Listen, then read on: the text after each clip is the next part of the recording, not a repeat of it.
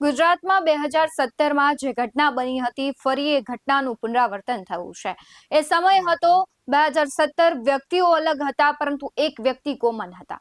2017માં ગૃહમંત્રી ઉપર ગોપાલ ઇટાલિયાએ જૂતું ફેંક્યું હતું। 2025માં ગોપાલ ઇટાલિયા પર એક વ્યક્તિ જૂતું ફેંકે છે।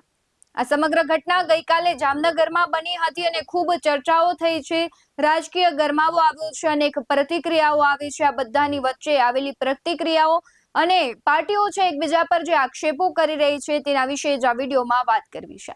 નમસ્કાર, BS9 ટીવી ન્યૂઝમાં આપની સાથે હું ભગવતી વિશાવડિયા। આખું ગુજરાત જાણે છે કે 2017માં ગૃહમંત્રી ઉપર ગોપાલ ઇટાલિયાએ જૂતું ફેંક્યું હતું।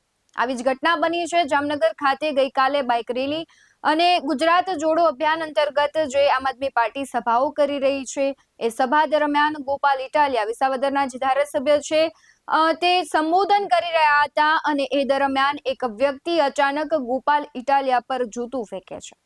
ત્યારબાદથી હોબાળો મચે છે। ગોપાલ ઇટાલિયા છે તે પ્રતિક્રિયા આપે છે। તેવું કહે છે કે આ કહેવાય કે આખું કહેવાય છે કે ષડયંત્ર ઘડવામાં આવ્યું હતું। ભાજપ અને કોંગ્રેસ દ્વારા આખી ઘટના છે તેને અંજામ આપવામાં આવ્યું છે। પોલીસ પર તેમણે અનેક પ્રહારો કર્યા છે અને આ બધાની વચ્ચે જે કહેવાય છે આમ આદમી પાર્ટીના કેજરીવાલ તેમણે પણ ટ્વીટ કરતા કહ્યું છે કે ભારતીય જનતા પાર્ટી અને કોંગ્રેસ છે આ બધું જ કરાવડાવી રહી છે। અનેક વખત આપણે જોયું કે આવી ઘટનાઓ બને એટલે રાજકીય પાર્ટીઓ એકબીજા પર આક્ષેપ કરતી હોય છે।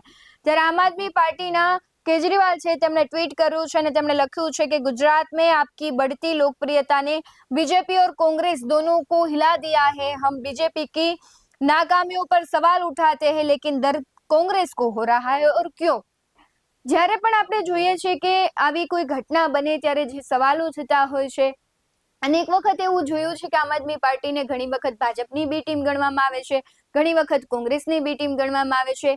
પાર્ટીઓ છે એકબીજા પર આક્ષેપ કરે છે। ત્યારે કેજરીવાલે કહ્યું છે કે ગુજરાતમાં જે પ્રમાણે આમ આદમી પાર્ટીની લોકપ્રિયતા વધી રહી છે તે बीजेपी અને કોંગ્રેસ છે दोनों को हिला दिया એટલે કે બંનેને છે ક્યાંક નુકસાન થતું હોય તેવું દેખાઈ રહ્યું છે અને હમ बीजेपी की नाकामियों पर सवाल उठाते हैं એટલે કે જ્યારે આમ આદમી પાર્ટી છે એ ભારતીય જનતા પાર્ટી છે તેના ઉપર સવાલ કરે છે ત્યારે કોંગ્રેસ છે તેને દુઃખ થાય છે અને શા માટે દુઃખ થાય છે તેવો સવાલ કર્યો છે। સાથે તેમણે લખ્યું છે કે જામનગર में हमारे लोकप्रिय नेता और विधायक गोपाल इटालिया जी पर कांग्रेस के कार्यकर्ताओं ने हमला कर दिया है। ये हमला साफ बताता है કે આ કોના દ્વારા કરવામાં આવ્યો છે। આપણે અવારનવાર જોયું છે કે જ્યારે ગોપાલ ઇટાલિયા સભા કરતા હોય છે ત્યારે તેને સવાલો પૂછવામાં આવે છે। આ સવાલોનો જે દોર હતો તે મોરબીથી શરૂઆત થઈ હતી। ઈશુદાન ગઢવીની સભા હતી ત્યારે એક વ્યક્તિ સવાલ પૂછે છે તેને લાફો મારવામાં આવે છે। ત્યારથી આ સતત જે સવાલોનો દોર છે તે ચાલુ જ રહ્યો છે। અનેક વખત આપણે જોઈએ છે કે ગોપાલ ઇટાલિયા તેના પર કટાક્ષ કરે છે કે એવું કહે છે કે ભારતીય જનતા પાર્ટી અથવા કોંગ્રેસે મોકલેલા છે અને પૈસા આપે છે એટલે જનતા સવાલ કરે છે, પરંતુ એવું નથી હોતું। સાથે જ જે આ ફોટો વાયરલ થઈ રહ્યો છે તેની પણ વાત કરવી છે કારણ કે કહેવાય છે કે અરવિંદ કેજરીવાલે જે પ્રમાણે ટ્વીટ કર્યું ત્યારથી તો તે ચર્ચાનો વિષય બન્યો જ છે, પરંતુ આ એક ફોટો વાયરલ થઈ રહ્યો છે તે હેમંત ખવાર સાથેનો છે। જે જૂતું ફેંકનાર વ્યક્તિ છે તેની સાથેનો તેમનો ફોટો જે ખૂબ વાયરલ થઈ રહ્યો છે હેમંત ખવાર છે અને આ જૂતું ફેંકનાર વ્યક્તિ છે એ કોંગ્રેસના છે તેવું પણ સામે આવ્યું છે અને તેમને બંનેનો જે સાથેનો ફોટો છે તે ખૂબ વાયરલ થઈ રહ્યો છે, ચર્ચાનો વિષય બની રહ્યો છે। આ બધાની વચ્ચે આપણે ચર્ચા એ કરવી છે કે કોંગ્રેસના અમિત ચાવડા છે તેમણે પણ ટ્વીટ કરતા લખ્યું છે। શું લખ્યું છે તેના પર નજર કરીએ તો अमित चावड़ा છે તેમણે ટ્વીટ કર્યું છે કે जिसे अपना कहा उन्हें जूते मारकर पार्टी से बाहर निकाला आपने।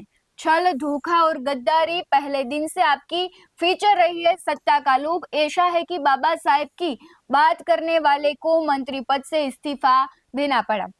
अगर તેમણે લખ્યું છે કે शराब घोटाला के कारण जब जेल में कैद हुए तो बीजेपी से गुपचुप समझौता कर लिया और वोट कटवा बनकर हरियाणा और गुजरात ने बीजेपी की मदद की। હવે અહીંયા સીધો જ આક્ષેપ તેમણે આમ આદમી પાર્ટીના સંયોજક કેજરીવાલ પર કર્યો છે કે જ્યારે દિલ્હીમાં છે શરાબ ઘોટાલા થયા તેમને જેલમાં જવું પડ્યું અને જેલમાંથી બહાર આવવા માટે તેમણે ભારતીય જનતા પાર્ટીનો સહારો લેવો પડ્યો હતો અને ગુપચુપ સમજોતા કરી લીધા અને તે બહાર આવી। હવે આગળ તેમણે એવું પણ લખ્યું છે કે આપકી નૈતિકતા ऐसी है कि खुद आपकी महिला सांसद ने आरोप लगाया है कि उसे आपके घर पर पीटा गया और फिर आपकी ही पार्टी से पूर्व मंत्री पर जूता फेंकने वालों को लोकसभा टिकट भी मिल जाती है तो आप रहने दीजिए। એટલે જે પ્રમાણે આમ આદમી પાર્ટીએ કોંગ્રેસ પર આક્ષેપ કર્યો હતો, તો કોંગ્રેસ હવે આમ આદમી પાર્ટી પર આક્ષેપ કરી રહી છે કે તમે જ ભારતીય જનતા પાર્ટીને સપોર્ટ કરો છો અને જ્યારે તમારા ધારાસભ્ય છે કે જ્યારે એ સામાન્ય વ્યક્તિ હતા ત્યારે ગૃહમંત્રી પર તે જૂતું ફેંકે છે, હવે તમારો વારો આવ્યો છે। એટલે કે જે પ્રમાણે એને ટિકિટ પણ મળી જાય છે કે ગોપાલ ઇટાલિયા સૌ કોઈ જાણે છે કે ગૃહમંત્રી ઉપર જૂતું ફેંક્યું છે અને આમ આદમી પાર્ટીમાંથી ટિકિટ મળી અને હવે તે ધારાસભ્ય બન્યા। આગળ તેમણે લખ્યું છે કે ड्रामा बंद करिए, जूते फेंकने की संस्कृति आप और बीजेपी की रही है और गुजरात में यह गंदगी आपने ही फैलाई है। તેમણે કહ્યું છે કે આ જૂતું ફેંકવાની જે સંસ્કૃતિ છે, પરંપરા છે, આપ અને બીજેપીની છે। સીધો જ આક્ષેપ કર્યો છે અને ગુજરાતમાં આ ગંદકી આપ વાળા ફેલાવી રહ્યા છે। गुजरात में आपका मकसद है बीजेपी की मदद करना, उसी में आप लगे हुए हैं। હવે તેમણે કહ્યું કે ભાઈ જે પ્રમાણે બી ટીમની વાત કરે છે કોંગ્રેસ કે તમે જે છે ભારતીય જનતા પાર્ટીને મદદ કરો છો। हम गांधी, नेहरू, पटेल और बाबा साहेब को मानने वाले लोग हैं, हिंसा की कोई जगह नहीं है और हम इस घटना की निंदा करते हैं, लेकिन आपके ट्रैक रिकॉर्ड में इसमें साजिश की बदबू आ रही है, कहीं आपके और आपके घर का ही मामला तो नहीं। હવે આખી જ ઘટના છે તેના માટે તેમણે ભાજપ અને આમ આદમી પાર્ટી ષડયંત્ર કરતી હોય અને ઘરનો મામલો હોય તેવું આક્ષેપ લગાવી રહ્યા છે। એટલે હવે જે કહેવાય છે કે ચર્ચાનો વિષય બન્યું છે કે કોંગ્રેસ છે એ આમ આદમી પાર્ટીને ભાજપ પર આક્ષેપ કરી રહી છે, આમ આદમી પાર્ટી પોલીસ અને ભાજપ અને કોંગ્રેસ પર લગાવી રહી છે। એટલે એક કહેવાય છે કે આક્ષેપ પ્રતિ આક્ષેપ એકબીજા પર કરી રહ્યા છે।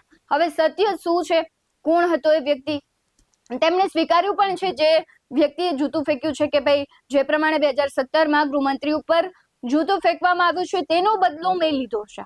એટલે હવે આમ એક બાજુ જુઓ તો ક્યાંક એ પોતાનો જ મામલો હોય તેવું લાગી રહ્યું છે કે કોંગ્રેસ, ભાજપ, આમ આદમી પાર્ટી તો ઠીક પણ પોતે પર્સનલી વેરવાળ્યું હોય તેવું લાગી રહ્યું છે। ત્યારે સમગ્ર ઘટનાને લઈને તમારું શું કહેવું છે કમેન્ટ બોક્સમાં જરૂરથી જણાવજો। બાકી આવા જ વધુ અહેવાલો સાથે ફરી મળતા રહીશું। તમે અમારી યુટ્યુબ ચેનલને સબસ્ક્રાઇબ કરવાનું, અમને ફેસબુક અને ઇન્સ્ટાગ્રામ પર ફોલો કરવાનું ભૂલશો નહીં। બાકી અવનવી અપડેટ્સ મેળવવા માટે આપ જોતા રહો BS9 TV ન્યૂઝ। નમસ્કાર।